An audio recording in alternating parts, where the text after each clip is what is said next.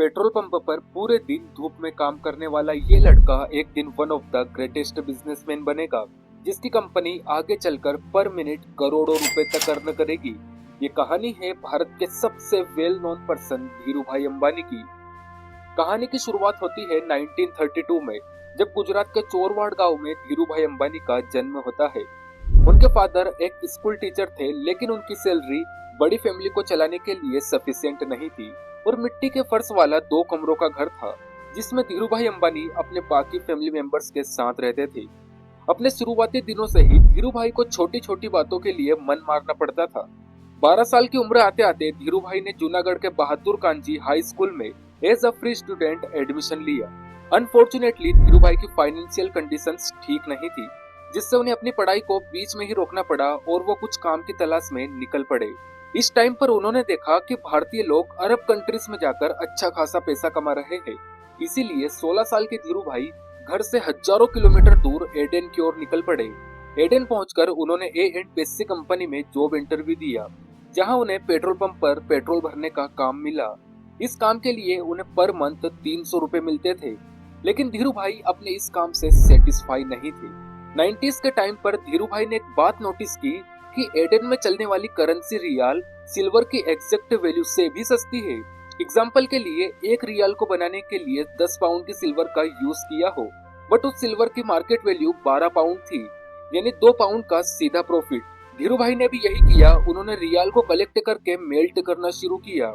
वो इस melt silver को मार्केट में सेल करने लगे।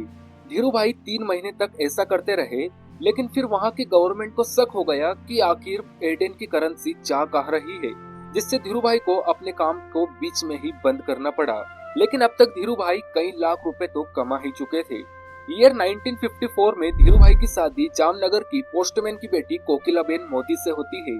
शादी के बाद कोकिलाबेन धीरूभाई के साथ एडेन आई और 1957 में ही एडेन में जन्म होता है उनके बेटे मुकेश अंबानी का। लंबे समय तक एडेन में काम करने के बाद जब 1958 में धीरूभाई इंडिया वापस आए, तो उनके पास मात्र 15,000 रुपए थे और इन्हीं पैसों से उन्होंने अपने कजिन चंपकलाल के साथ मिलकर रिलायंस कमर्शियल कॉरपोरेशन के नाम से एक छोटे से बिजनेस की शुरुआत की। अपने शुरुआती दिनों में धीरूभाई मसाले का एक्सपोर्ट करते थे, लेकिन जल्द ही उनकी नजर एक बेटर बिजनेस अपॉर्चुनिटी पर पड़ी। धीरूभाई ने देखा कि इंडियन मार्केट में या तो कपड़ा बहुत महंगा है या उसकी क्वालिटी बहुत ही खराब है।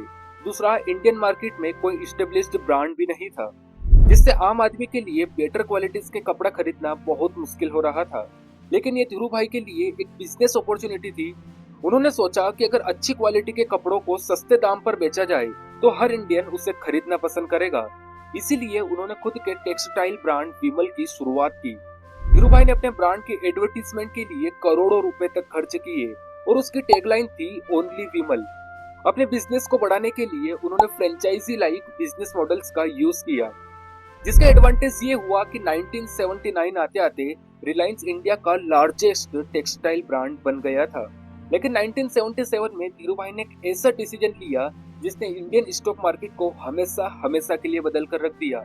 इस टाइम पर स्टॉक मार्केट को अमीर लोगों की दुनिया कहा जाता था, लेकिन रिलायंस ने मिडिल क्लास फैमिलीज पर फोकस किया। यह पहली बार था जब इंडिया की जनरल पब्लिक स्टॉक मार्केट से इतना प्रॉफिट कमा रही थी।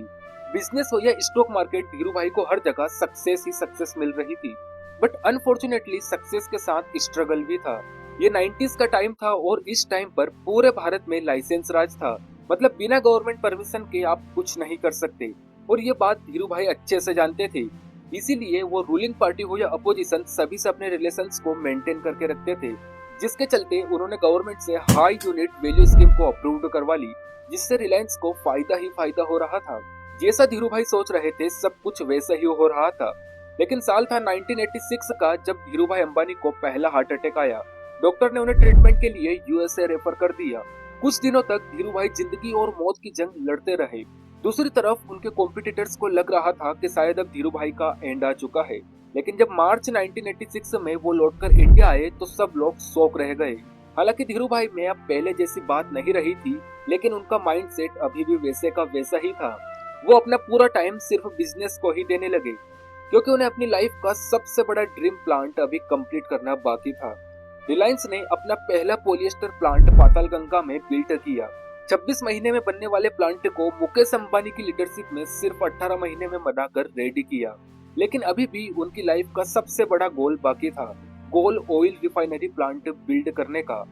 सब कुछ ठीक चल रहा था, लेकिन यहाँ पर कुछ ऐसा होता है जो धीरू भाई ने कभी नहीं सोचा था। एक्चुअली मानसून में तेज बारिश के कारण पाताल गंगा में बाढ़ आ जाती है, जिससे कई 100 करोड़ की मशीन पानी पानी हो जाती है। धीरू भाई को लग रहा था कि अब मेरा सपना कभी पूरा नहीं हो पाएगा, लेकिन तभी एंट्री होती है the game changer Mukesh Ambani की, जिन्होंने कंडीशंस को अपने हाथों में लिया और जैसे ही बाढ़ का पानी कम हुआ, उन्होंने अपने वर्कर्स के साथ मिलकर फिर से मशीन्स को रिपेयर करवाया, जिससे उनका प्लांट सिर्फ 1 महीने में पहले जैसा हो गया था। इसके ठीक 4 साल बाद यानी 1993 में धीरू भाई ने अपनी लाइफ के सबसे बड़े गोल ऑयल रिफाइनरी प्लांट की शुरुआत की। ये एशियन कॉन्टिनेंट की सबसे बड़ी रिफाइनरी होने वाली थी। $6 बिलियन से बनने वाली इस रिफाइनरी का कंस्ट्रक्शन 1995 में शुरू हो चुका था और सिर्फ 3 सालों में ही रिफाइनरी बनकर तैयार हो गई। साल 2001 में यहाँ पेट्रोल, डीजल और केरोसिन जैसे फ्यूल्स बनना स्टार्ट हुए। ये धीरूभाई अंबानी की लाइफ का सबसे बड़ा ड्रीम प्रोजेक्ट था, जो अब रियलिटीज में चेंज हो चुका था। सब कुछ ठीक चल रहा था, लेकिन इसी बीच कुछ ऐसा हुआ जो किसी ने नहीं सोचा था। जून 2002 में उन्हें दूसरा हार्ट अटैक आया और कुछ टाइम तक हॉस्पिटल में एडमिट रहने के बाद जुलाई 2002 में धीरूभाई ने अपनी आखिरी सांस ली। धीरूभाई ने हमेशा से ही अपने सपनों को प्रायोरिटी दी। उन्होंने अपनी पूरी लाइफ सिर्फ अपने ड्रीम प्रोजेक्ट्स के लिए लगाई, जिससे एक मामूली स्कूल टीचर का बेटा one of the greatest businessman बना। तो दोस्तों, ये थी कहानी भारत के सबसे जाने माने बिजनेसमैन धीरूभाई अंबानी की।